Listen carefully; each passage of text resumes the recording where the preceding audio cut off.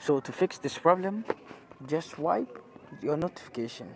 Then after that, what you have to do is to tap on this settings button, which is close to your profile, and you're going to be in your phone settings. Now what you have to do is to try to scroll and search for apps and notifications. When you find it, just tap on it to open it. After that, tap on the see your apps over here, wait for it to load, and after loading, just scroll and try to search for Snapchat. When you can't find it, just tap on the search apps over here when you have a lot of applications. Now what you have to do is to tap in Snap, and you're going to see Snapchat over here. Then you tap on the Snapchat. So what you have to do next when you get to this section is to tap on notifications. Now make sure the show notification is toggled on.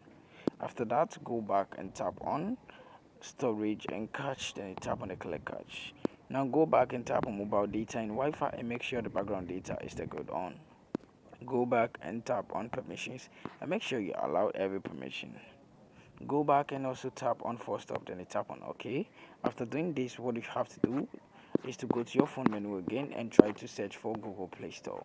So when you find Google Play Store, what you have to do is to just tap on it to open it. When you open it, try to search for Snapchat. When it pops up like this, what you have to do is to tap on it.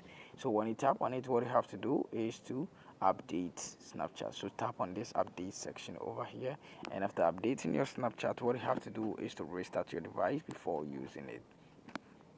So now tap on your power button for some while, and this is going to pop up. Just tap on the restart, then you tap on OK, and this problem is going to be fixed.